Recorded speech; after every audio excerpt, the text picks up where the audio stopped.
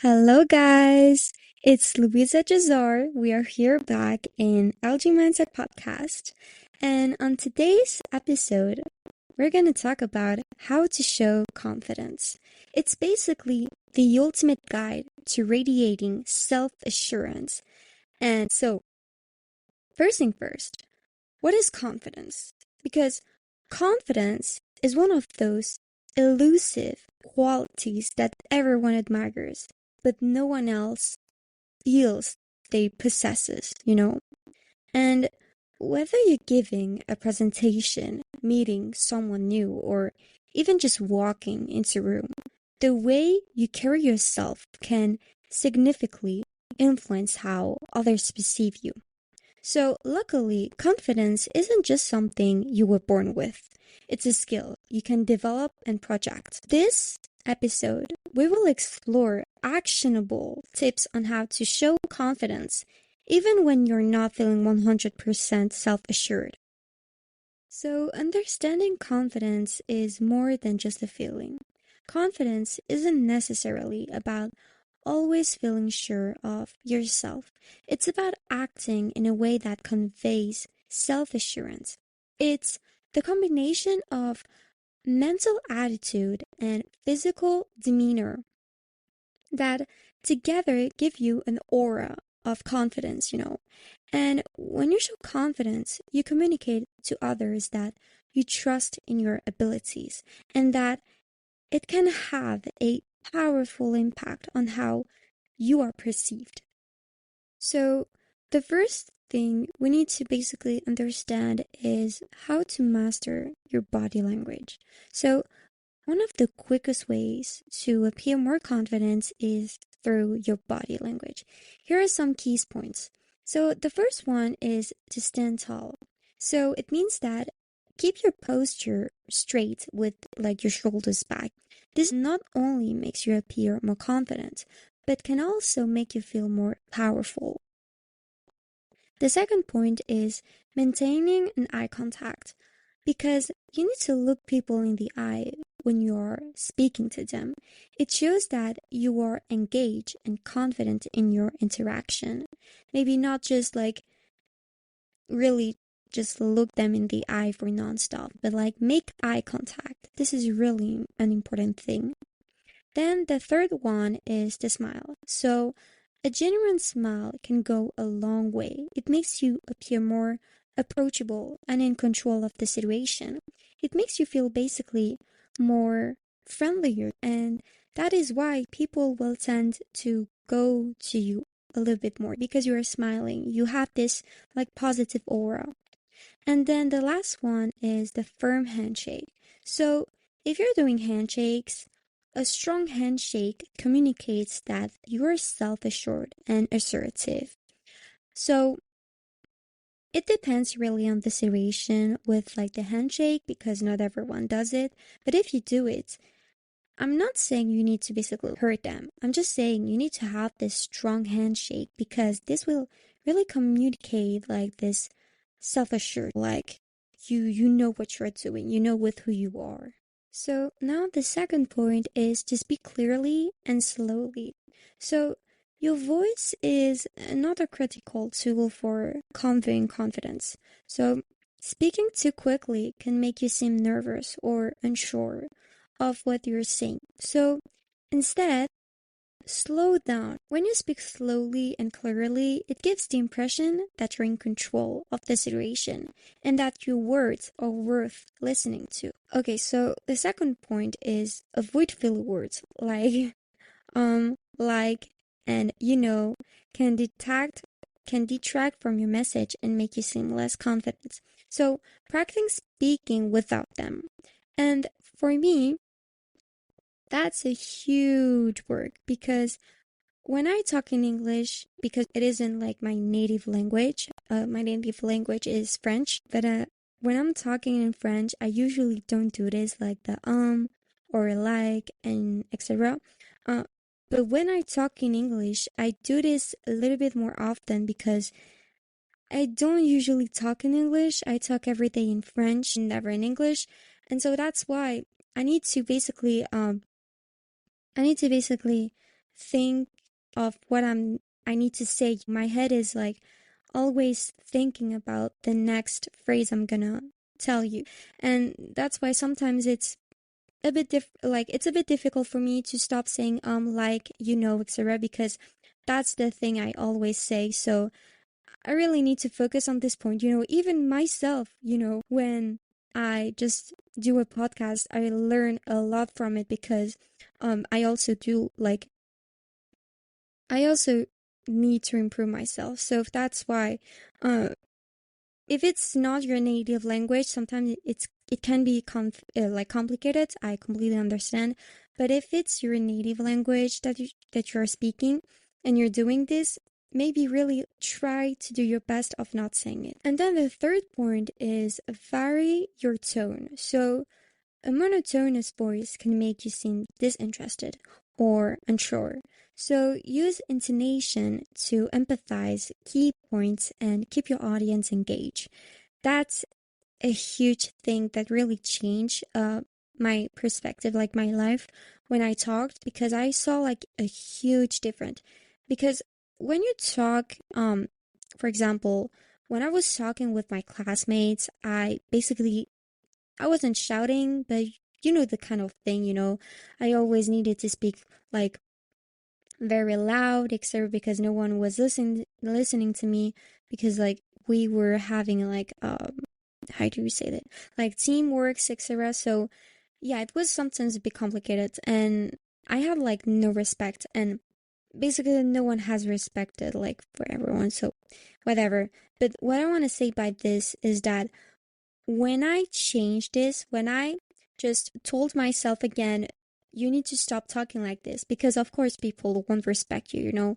When you are having like a deep tone, people tend to listen to you a lot more. When you are like slowing down, people tend to respect you and have like and really put their attention to you, because this is not common, and this shows basically um like the power. For example, with your parents, you know that sometimes when they talk they're so firm, about like their words, or they are slowing down when they're talking, and you can examine that. This thing shows you power, and that's why in our head, when we are hearing someone, for example, a friend or whatever, this deep tone and talk slowly, we tend to listen it more, because we know this, we recognize this. Our brain recognize this tone, and that's why a lot of the time you will be a lot more respected if you have this deep tone. But really try this, because you will see people will tend to really talk to you and listen to you in a really different way. And it's very like it's so interesting to see that people can really change in like a few seconds. So the third part is dress the part. Your appearance plays a significant role in how you feel and how others will perceive you.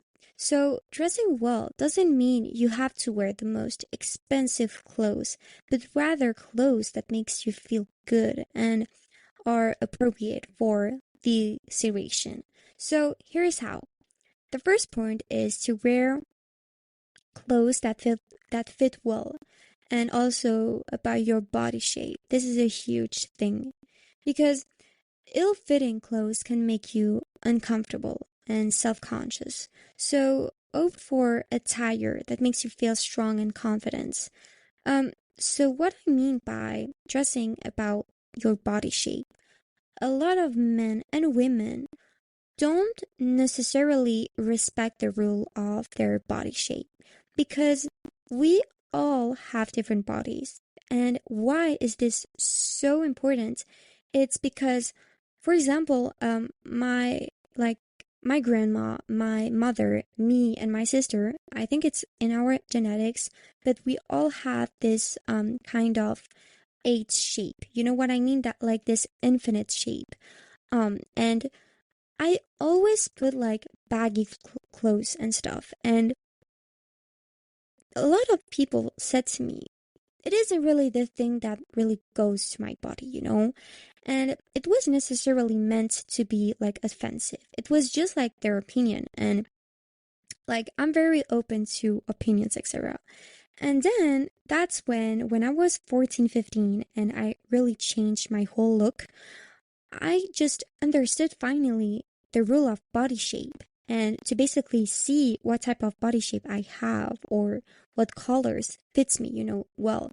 And the thing is that I basically learned my body shape and I have the 8 body shape, like in a form of 8 or infinite, whatever you want to call it. Trousers, for example, that fits me well. So basically what I learned is that I have like a small waist, and when I put trousers, and that really fits my waist, it goes so much better. So I can see the difference between when I put, for example, cargos, I think it's how you call it in English, and when I put trousers that really fits me well into like my body shape, but also my waist. And people also saw a huge difference. Yeah, what I mean by this is that pay attention to the details. Pay attention to your basically your body shape because you will see a huge difference between when you dress well about how you fit. Because for example, for my sister, it's complete opposite about like for example the colors. She's more like she's more cold. I'm more like a warm tone and she's more like a cold tone. So if she puts the same colors as me, it doesn't look good at all. And that's why wearing clothes that fit well is really important. Then the second point is to consider the occasion. So dressing appropriately for the situation shows that you understand the context of are prepared. Then the third one is grooming matters. So neat grooming can make a big difference in your overall appearance and how you carry yourself. So with all these points, what you need to understand is to basically dress yourself well with your body shape, respect your colors, respect also the occasion, and basically just respect all of them. Okay, so now number 4 is cultivate a positive mindset. I also did a podcast about it, but whatever. Confidence starts from within. The way you think about yourself will reflect in how you present yourself to others. So here's how you can build confidence, like a confident mindset. So the first point is practice positive affirmations. Remind yourself of your strength and achievements. Positive self-talk can build your internal confidence. It's basically like also manifestation. To really respect yourself. Sometimes I look at the mirror and I just tell myself, wow, like today your hair is really pretty. Or sometimes it can be about my personality. Yeah, today you really improved on yourself. Or it can be about something else. But I try to every day tell myself something positive, because this will increase your confidence and you will really see a huge difference. The second point is visualize success. Before stepping into a situation where you want to exude confidence, take a moment to visualize a successful outcome. This can mentally prepare you for success. And then the third one is embrace challenges. Confidence grows when you face and overcome challenges. Don't shy away from situations that push you out of your comfort zone. Embrace them as opportunities for growth because embracing challenges is important because that's how you will build confidence. That's how you will build this mindset. Pay attention to these 3 points and you will see a huge difference in basically your mindset. So, number 5 and the last one is prepare and practice because confidence is often comes with from being prepared. Whether it's a speech, a job interview, or social event, the more you are prepared, the more confident you will feel. So, know your material. If you're giving a presentation, make sure you know your content inside out. The better you know it, the more relaxed and confident you will feel. And that's true because when I passed a lot of presentation, I saw a huge difference when I really worked, and also between my friends, because I just love presentation. I love to talk, etc. And when I know so well a subject, it's even better, you know. And between my friend who wasn't really passionate about talking, you know, with people, in this situation, you can learn that when you basically learn more, you will feel a lot more confident, but also relaxed. And she wasn't relaxed because she just did it in one day. She just like revised her text in one day. Like, for sure, you're not going to be prepared at all, you know. And the thing is that people feel it. People feel when you're stressed. People feel when you don't know something. And sadly, this isn't good. That's why know your material. Then the second point is rehearse. Practice in front of a mirror. Record yourself or rehearse in front of friends. The more you practice, the more natural and confident you will be when it counts. And then the third one is plan for the unexpected. While preparation is key, of course, also be ready to adapt it. So confidence means being flexible and handling unexpected situation with grace. So confidence isn't about something you can achieve overnight. And even the most self-assured people have moments of doubt.